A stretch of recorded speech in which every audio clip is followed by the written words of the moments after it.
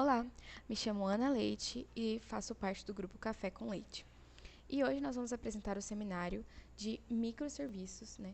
Então, no caso, vamos falar sobre alguns padrões de microserviços e isso tudo na disciplina de técnicas avançadas em desenvolvimento de software. E a minha outra colega de time, a Ana Ottoni. O que nós iremos abordar hoje? Nós iremos abordar dois padrões. Inicialmente, eu vou estar apresentando para vocês um padrão arquitetural chamado API Gateway.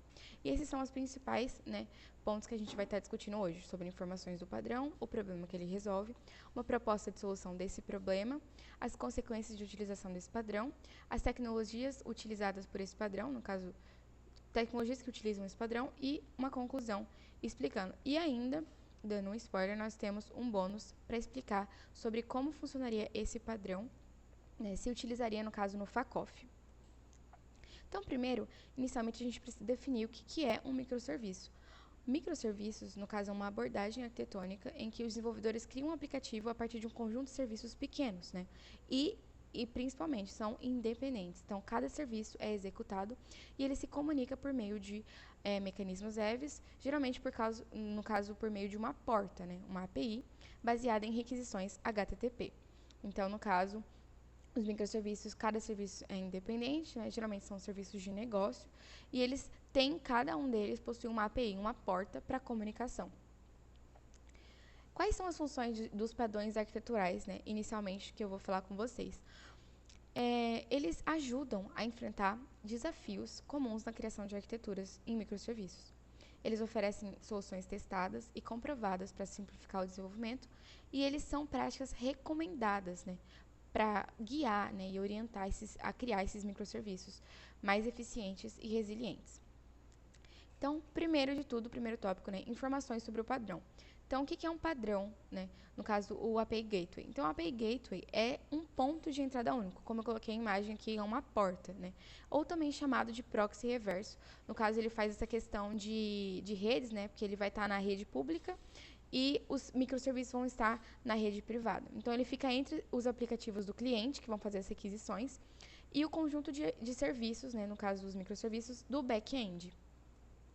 E aí, a gente vai falar um pouco, a gente vai fazer uma comparação, de acordo com a literatura estudada, sobre a arquitetura de comunicação direta, entre cliente a microserviço. Então, qual que é o problema que ele resolve? No lado esquerdo, aqui nós temos a parte dos clientes, a aplicação dos clientes. Então, aqui nós temos a aplicação web, a aplicação cliente do web e a aplicação cliente mobile. E ao lado direito nós temos a arquitetura de microserviços, Aí nós temos cada serviço, cada um desses serviços são serviços de negócios, que implementam determinadas regras de negócios, e cada serviço, como o serviço A, B, o C e o D, eles possuem uma porta, uma API, para fazer essa comunicação. Só que aí, nessa arquitetura direta de comunicação entre cliente e microserviços, os clientes eles precisam saber qual serviço que ele vai acessar. Só que para saber qual serviço ele vai acessar, dependendo dos recursos que ele quer buscar, os recursos necessários, ele precisa ter algumas informações adicionais, como o domínio do serviço, qual que é a instância do serviço, como está aqui na imagem, o A tem mais uma instância, qual que é a instância que ele quer acessar daquele serviço, qual que é a porta que ele se localiza e o IP, porque eles estão em redes diferentes. Então, os clientes eles vão fazendo uma requisição para cada serviço, porque eles não têm algo que vai centralizar tudo. Então, eles fazem para pegar todos os recursos necessários, eles vão pegando para cada um serviço. E aí, no caso, foi isso que eu falei. No caso, essa é a arquitetura direta, cliente a microserviço, uma comunicação direta. E qual que é o problema dessa comunicação direta? Tem a questão do acoplamento, então, sem o padrão do API Gateway, que a gente vai estar comentando como é que ele funciona, os aplicativos do cliente eles são acoplados aos microserviços internos. Então, o cliente precisa saber, como eu falei, algumas informações necessárias, para saber como que as várias áreas do aplicativo são decompostas. Eles têm muitas viagens de ida e volta, então, para uma única página da tela do aplicativo do cliente, ele precisa exigir várias chamadas para vários serviços ao mesmo tempo. Então, tem essa questão da latência, entre as duas redes, entre a rede do cliente e a rede do servidor. Então, ele tem essa questão de demora também. Tem outro problema de segurança, então, sem um serviço de gateway, todos os microserviços que estão na parte interna, eles vão, no caso, tão expostos ao mundo externo, porque as portas deles estão fazendo uma comunicação direta, então, tornando a superfície do ataque muito maior. Então, ocultar esses serviços, né, esses microserviços, pode ser uma alternativa. E também com as preocupações transversais, ou seja, cada microserviço publicado deve lidar com as preocupações como autorização e SSL. Então, cada microserviço tem, né, códigos específicos para tratar a autenticação, só que isso gera uma repetição de código, porque o Service A, né, como eu posso voltar aqui, o Service A, ele tem, no caso, código específico para autenticação, o Service B, o Service C, o Service D, só que isso gera o quê? Muitos códigos repetidos. Então, em muitas situações, né, podem ser tratados em uma única camada, que é isso que a gente vai estar explicando. Então, nós temos a proposta de solução. Qual que é a proposta de solução dessa, comparando, né, esses dois padrões, né? No caso, a comunicação direta entre o cliente e os microserviços, nós temos a proposta do API Gateway. E aí, né, só explicando essa imagem aí, o API Gateway seria, no caso, esse gerente que a gente vai explicar a próxima imagem. Essa foi uma imagem gerada por IA.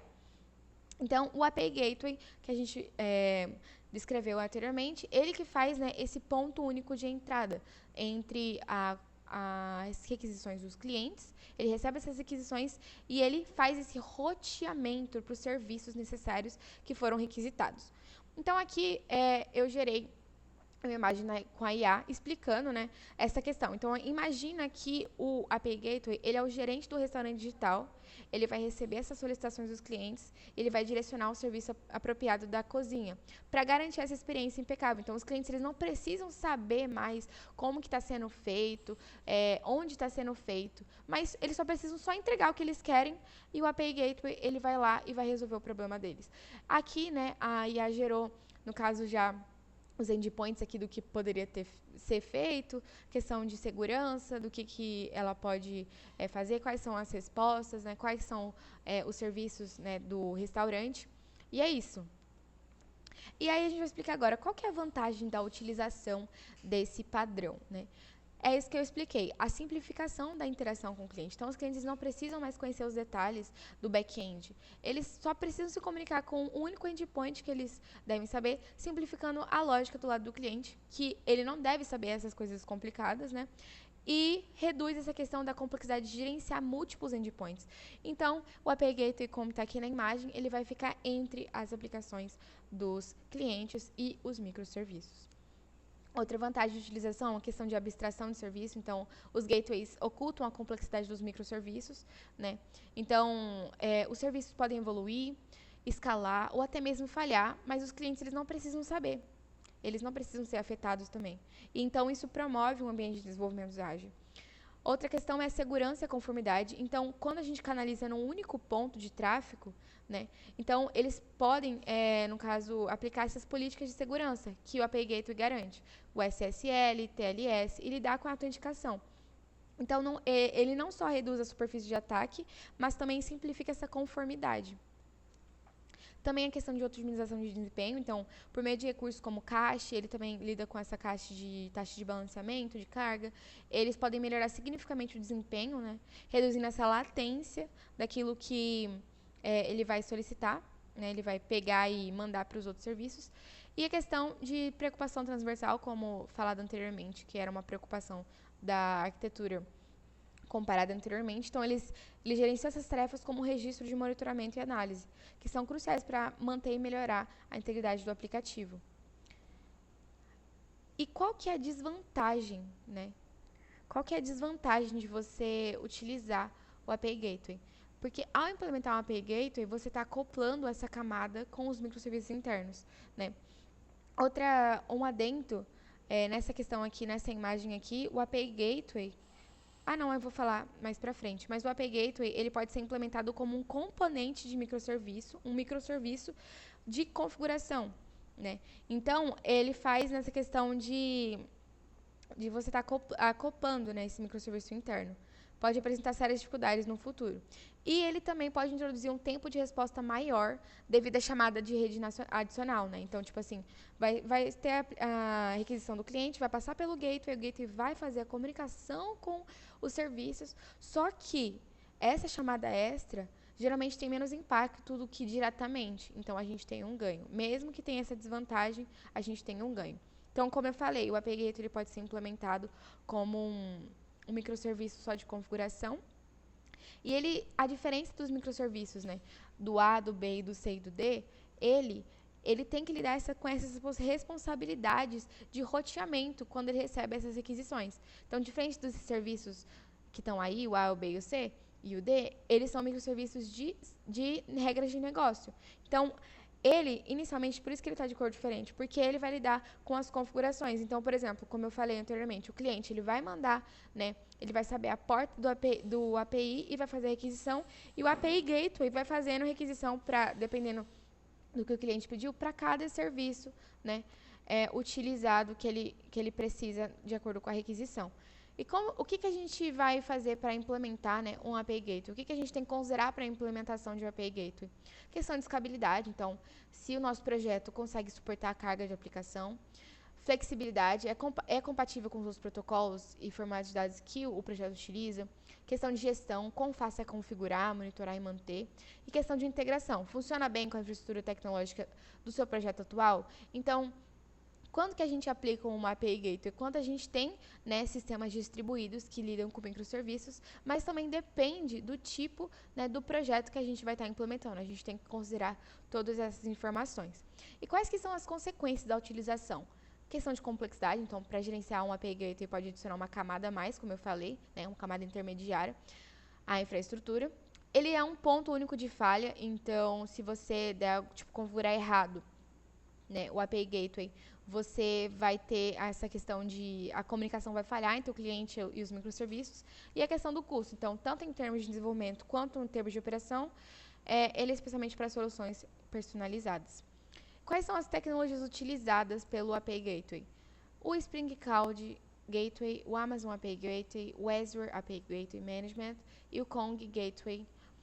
E essas são as tecnologias que utilizam esse padrão de API Gateway que você pode utilizar no seu projeto.